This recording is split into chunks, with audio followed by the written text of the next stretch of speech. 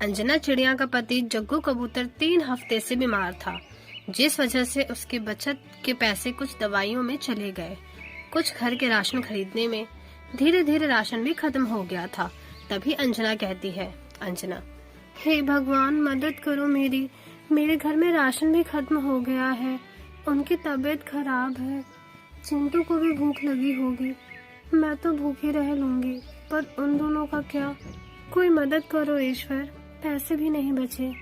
चिंटू, माँ मुझे भूख लगी है, कुछ खाने को तो दो। अंजना, बेटा घर में खाना खत्म हो गया है, मैं जरा बाहर से खाना लेकर आती हूँ, तो पिताजी के पास रहना, वो आराम कर रहे हैं। चिंटू, ठीक है माँ। ऐसा कहकर अंजना चिड़िया रोते हुए बाहर खाना ढूंढने चली जाती है। उसे मैना देखकर कहती है, मैना, अरे अंजना बहन, तुम रो क्यों रही हो? बड़ी परेशान लग रही हो, मुझसे अपना दुख तो बांटो। अंजना, क्या बताऊं, घर की परिस्थिति बताने में मुझे बहुत शर्म आ रही है। उनकी तबीयत खराब है, घर में खाने तक के लाले पड़ गए हैं, और चिंटू को भी भूख लगी है। घर चलाने का कोई साधन नहीं, बस खाने की तलाश में जा रही थी। मैना, हे भगवान, इतनी आर्थिक स्थिति खराब है, मुझसे कह देती, मैं खाने का इंतजाम कर देती। खैर सेठ जी राशन बांट रहे हैं, जाकर राशन लिया बाजार से, और चीनी भी बची है उस। अंजना, शुक्रिया बताने के लिए, मैं उनसे कुछ ले आती हूँ, बाजार जाके चिंटू के लिए कुछ बना दूंगी। ऐसा कहकर अंजना चिड़िया बलवंत कौवे सेठ के पास जा पहुंचा, जहाँ सारा राशन खत्म हो चुका था। अंजना, सेठ जी जरा मुझे भी राशन में बाजरा दे दीजिए। सेठ जी, बाजरा तो खत्म हो गया है चिड़िया रानी, 10 किलो चीनी बची है, इसे ले जाओ चाहती हो तो। अंजना, सिर्फ चीनी? चीनी से तो हम खाना नहीं खा पाएंगे, और चाय बनाने के लिए भी दूध चाहिए होती है, इतनी चीनी का क्या करेंगे? ले जाती हूँ, कुछ तो काम आ ही जाएगा ना। ठीक है सेठ जी, आप ये सारी चीनी दे दीजिए मुझे। धीरे धीरे करके अंजना आखिरकार इतनी सारी चीनी ले आती है और कहती है, अंजना, क्या करूँ मैं इसका, इतनी चीनी का मुझे तो समझ नहीं आ रहा, दिमाग ने चलना ही बंद कर दिया। तभी चिंटू अपने दादी जी के बुढ़िया के बाल बनाने वाली मशीन से खेल रहा था। देखकर अंजना कहती है, अंजना, अरे चिंटू बेटा, तुझे ये मशीन कहाँ से मिली? चिंटू, पापा ने मुझे निकाल कर दी थी। माँ, क्या होता है इससे? अंजना, अरे बेटा, तेरी दादी जी इस पर बुढ़िया के बाल बनाकर बेचती थी। चिंटू, अरे माँ, मुझे भी बनाकर बताओ ना। अंजना, अरे बेटा, इसमें तो बहुत सारी चीनी लगती है, मैं कहाँ से? चीनी तो बहुत सारी है मेरे पास, लगता है भगवान जी ने इसलिए मुझे इतनी सारी चीनी दी है, अब इससे मैं बुढ़िया के बाल बनाकर बेचूंगी। ऐसा कहकर वो मशीन को साफ करके उसमें चीनी डालती है, और जैसे ही उस मशीन को चालू करती है तो एक एक करके बहुत सारे बुढ़िया के बाल बनकर निकल जाते हैं, और अपने बेटे को देती है। अंजना, ले बेटा खाकर बता। चिंटू, अरे माँ, ये तो बुढ़िया के बाल हैं, ये तो मेरा बहुत दिनों से खाने का मन था, जो आपने मुझे बनाकर दी, ये तो बहुत टेस्टी है, एक और बना दो ना। अंजना, हाँ ले बेटा। अच्छा तो अपने पापा का ख्याल रखना, मैं बुढ़िया के बाल बेच के आती हूँ। इस तरह से अंजना चिड़िया बुढ़िया के बाल बनाने वाली मशीन ले जाती है और ढेर सारे बनाकर बेचने लगती है, जिससे आसपास के सभी पक्षी उसके कॉटन कैंडी लेने आते हैं। अंजना, आइए आइए, कॉटन कैंडी ले लीजिए, बुढ़िया के बाल, जिसे खाते ही मुंह में घुस जाए, मीठा मीठा स्ट्रॉबेरी वाला, मैंगो वाला, रंग बिरंगे बुढ़िया के बाल वाला। कौवा, आंटी मुझे ना 2 दे दो। इस तरह से अंजना चिड़िया के बुढ़िया के बाल बहुत तेजी से बिक जाते हैं। धीरे धीरे उसके घर की सारी आर्थिक परेशानियां खत्म हो जाती हैं। उसका पति भी ठीक हो जाता है, और बुढ़िया के बाल पर वो इसी तरह से बेचती थी। प्रिया नाम की चिड़िया बहुत दुखी रहा करती थी, क्योंकि उसके चाचा विक्रम कौवे की गैर मौजूदगी में उसके गुस्सैल कौवे चाची मोनिका उस पर बहुत हुक्म चलाया करती थी। दरअसल प्रिया चिड़िया के माता पिता एक तूफान हादसे में मारे गए थे, जिसके बाद उसके चाची ने उस पर अत्याचार करना शुरू कर दिया। वो बहुत ही मासूम, आज्ञाकारी और कामकाजी थी। एक दिन मोनिका कौवी को बहुत भूख लग रही थी, तो वो चिल्लाते हुए कहती है, मोनिका, अरे ओ नासपीटी निकम्मी, कहाँ मर गई?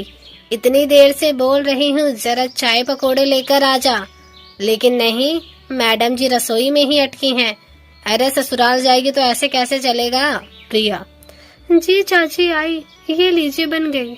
मोनिका, ये क्या है? पकोड़े में इतना तेल क्यों भरा हुआ है? एक काम ठीक से नहीं करना आता, निकम्मी कहीं की।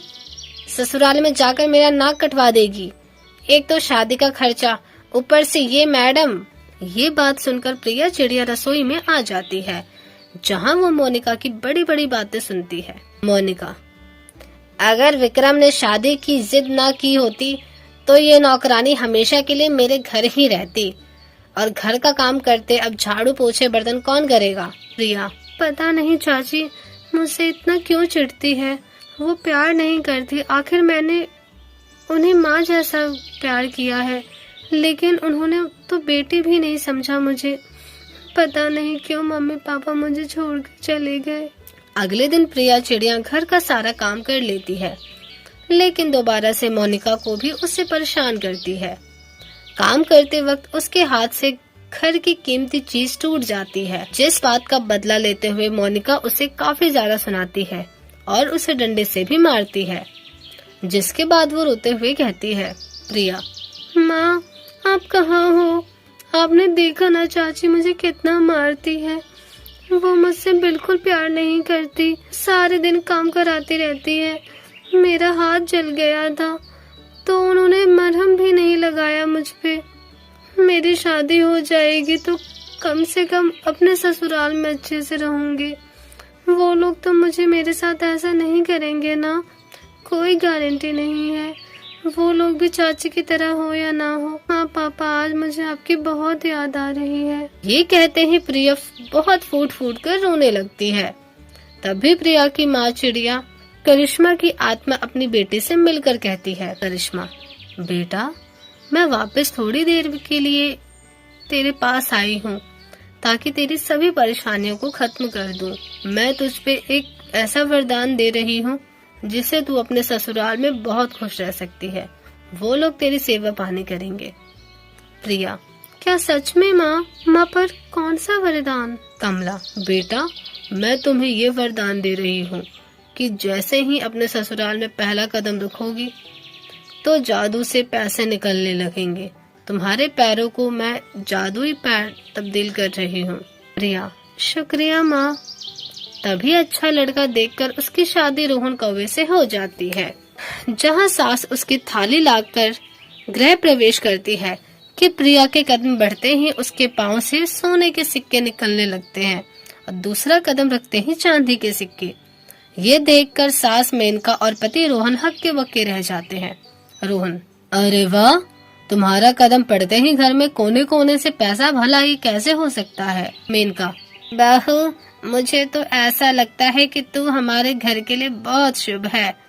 तेरे आते ही घर में सोना चांदी निकलने लग गए। तू तो पूरी धन की देवी है। प्रिया, हो सकता है माँ जी ये कोई चमत्कार हो। तभी मेनका कौवी अपनी बहू के जादुई कदम से मिले सोने चांदी के सिक्कों को उठाकर एक पोटली में बांध लेती है और उनके गहने बनवा देती है।